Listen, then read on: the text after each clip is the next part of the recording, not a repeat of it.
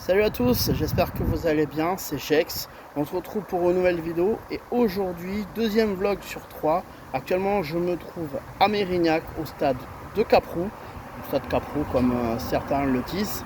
Je vais vous montrer exactement le dernier terrain où les Ringhalais s'est entraîné, donc c'est évidemment mon deuxième club. Donc là, la vidéo sera moins longue et tout. Par rapport à celle de Pessac, mais bon, vous inquiétez pas, je vous emmène avec moi. Allez, c'est parti.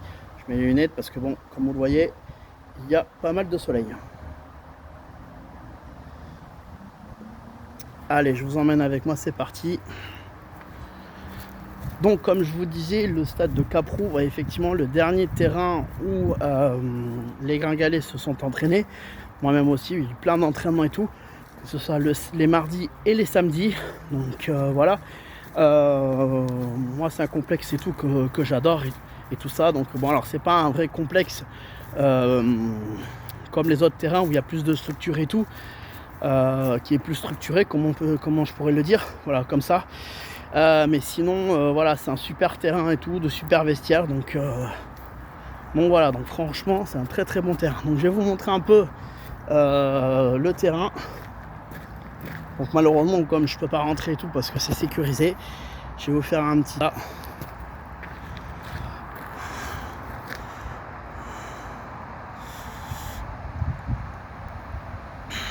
Donc voilà.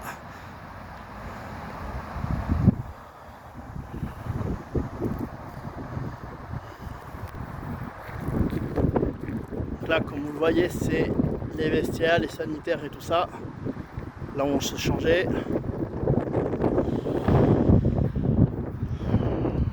Je vais essayer de vous montrer les autres parties du terrain. Bon, même si il y a le grillage et tout, ça va être un peu compliqué, mais je vais vous montrer.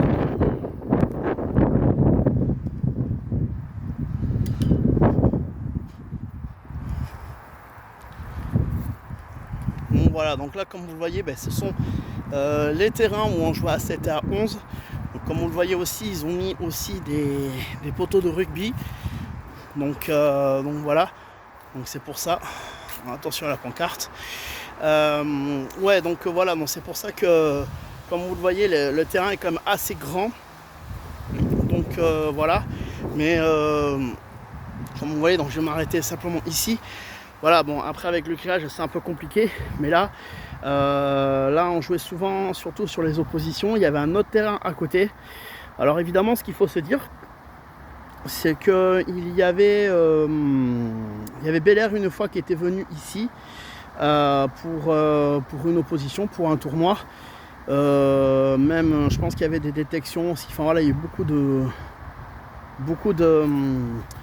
beaucoup d'événements qui se sont passés, que ça soit des matchs amicaux, des matchs de compétition, des anniversaires, des personnes qui arrivent au club, des personnes qui sont du club, etc., etc. Donc il y a eu plein d'événements en tout genre, donc c'est pour ça. Donc voilà, donc c'était vraiment les derniers terrains où le club s'est entraîné, donc ça remonte déjà il y a 2 ans. Personnellement, ce que je peux vous dire, c'est que moi je garde de très très bons souvenirs des Ringhalais. Alors il y a eu des bons, il y a eu des moins bons, bien évidemment. Mais en tout cas, ce que je voulais vous dire, c'est que pour moi, le plus important, c'est que le club aussi a contribué aussi à ma réussite et donc au succès que j'ai eu jusqu'à présent.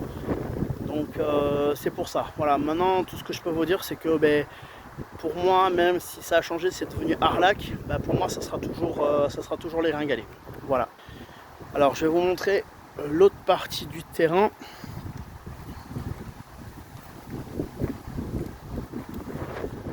Voilà.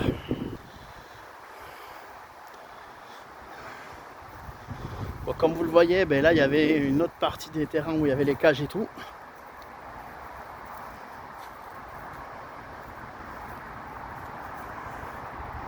Voilà. Donc là, je vais vous montrer aussi, parce qu'après il y a... Alors vous n'allez pas forcément le voir, mais il y a un... Je vais essayer de zoomer. Voilà, il y a une partie où c'est pour le javelot, ou pour le marteau, je crois que c'est le... Alors attendez, je bafouille un petit peu, excusez-moi. Donc c'est seulement pour lancer de marteau, de disque et javelot aussi si je me trompe pas. Mais normalement je pense que c'est que pour le disque et que pour le marteau. Voilà, je pense que le javelot normalement c'est sur une autre piste si je me trompe pas. Voilà. Voilà donc écoutez, voilà un petit peu la présentation des terrains. Alors là je vais vous faire un petit zoom aussi parce qu'il n'est pas montré. Comme vous le voyez là-bas, vous n'allez pas forcément le voir, mais il y a un petit terrain de beach soccer, voilà, avec des cages et tout. Donc j'ai essayé de zoomer, ça peut être évident. Alors, c'est pas évident de faire l'ajustement.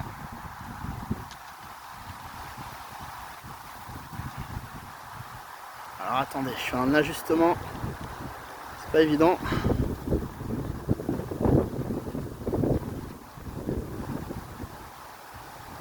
Voilà. Alors là, comme vous le voyez là il y a les cages beach soccer. Il y a un peu de vent aussi, donc voilà, je vous montre bien.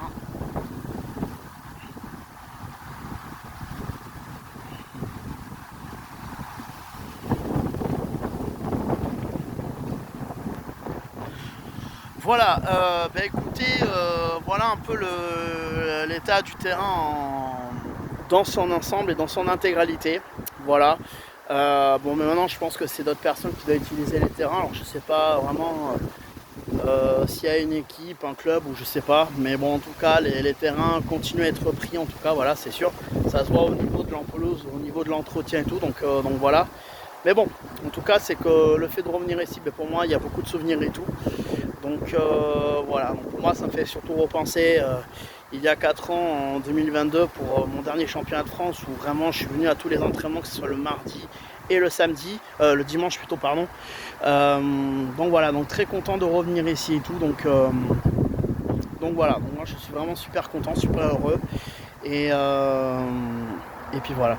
Bon sur ce les amis, je vous laisse.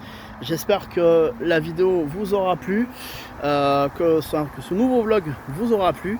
Voilà donc Chris, donc poto, si jamais tu passes sur ma vidéo, en tout cas pour voir un peu la deuxième, écoute, je te remercie à l'avance, je sais que tu feras sûrement un petit commentaire et tout, donc voilà, donc je te remercie par l'avance, c'est tout poto. Voilà, sur ce, en tout cas, moi les amis, je vais vous laisser. C'est la fin de ce vlog, j'espère que ça vous aura plu. Évidemment, si le contenu vous plaît ou s'il y a d'autres personnes, hormis Chris, qui fait du foot adapté, n'hésitez pas à me faire savoir dans l'espace commentaire. Que ça soit les joueurs qui ont joué au Gringalet, ceux qui jouent à Arlac, et j'en passe. Donc toujours dans le respect, dans la bienveillance. Donc voilà. Et puis de toute façon, prochain vlog, ça sera du côté de Tresse. Ça sera le dernier de cette série. Donc voilà, après je vais essayer de voir aussi pour alors peut-être pour l'année prochaine. Alors après c'est pas sûr non plus, mais je vais essayer de voir pour aller du côté de Cap-Breton ainsi que de Bayonne pour parler, on va dire, de Cap-Breton par rapport au dernier club que j'ai fait, à savoir le SCSFC, donc le Seniors Cap-Breton Sousson Football Club, et aussi Bayonne. Parce que l'année prochaine, ça fera 10 ans que j'ai été champion d'Aquitaine en D2 et vice-champion de France donc la même année. Donc ça fera 10 ans l'année prochaine. Le temps passe très vite, donc normalement, si tout va bien, je vais essayer de faire une vidéo ou quelque chose de spécial en tout cas. Donc je vais essayer de voir de mon côté comment je m'organise. Voilà, donc sur les amis, je vous laisse, c'est la fin de ce vlog, j'espère que ça vous aura plu. Si évidemment, comme mon poteau Chris et tout, si ça vous a plu, que ce soit des joueurs qui ont fait du foot adapté ou même des anciens joueurs, n'hésitez pas à me le faire savoir dans l'espace commentaire. Pour les autres personnes aussi, bien évidemment, toujours dans le respect et dans la bienveillance. Voilà, c'est la fin de ce vlog. Je vous laisse les amis, je vous souhaite à tous de passer une très bonne fin de journée. Très bonne fin de semaine à vous, bon week-end aussi, donc bon courage pour ceux qui bossent et profitez-en bien pour ceux qui sont en vacances. Voilà les amis, je vous laisse, je vous dis à la prochaine pour le prochain vlog qui sera du côté de Tresse.